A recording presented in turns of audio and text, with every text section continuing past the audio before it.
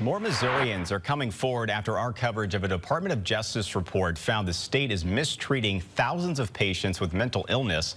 The report says more than 3,000 citizens were forced to stay in nursing homes because of the lack of community-based care. New at 6:30, Missouri Capitol Bureau Chief Joe McLean hears from some of those who are affected. I spoke with multiple patients and parents today who said they or their loved ones couldn't get the care they need because it just wasn't available in the state of Missouri. Kelsey Jones now lives in Oregon, but at the time she left Missouri, she was a ward of the state. I felt like nobody cared.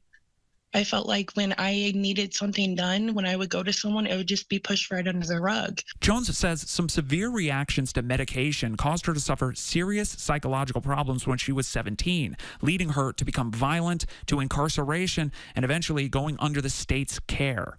After turning 18, Jones was admitted to a nursing home in Crane, Missouri, a facility which she says wasn't designed for her condition. The administrator looked at me and said, you're not sick.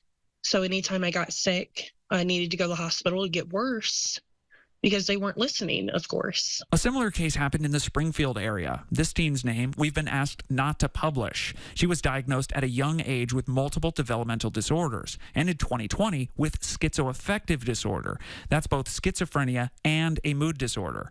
After multiple hospital stays, including one at a Springfield behavioral health facility where she contracted COVID-19, she was sent to Claro DeVille Nursing Home in Fredericktown, Missouri, despite having just turned 18.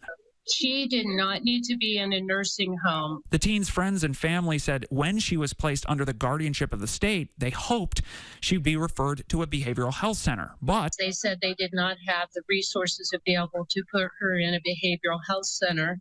The DOJ report found more than 3,000 cases like these in Missouri, blaming a lack of alternative, community-based care in line with the ADA.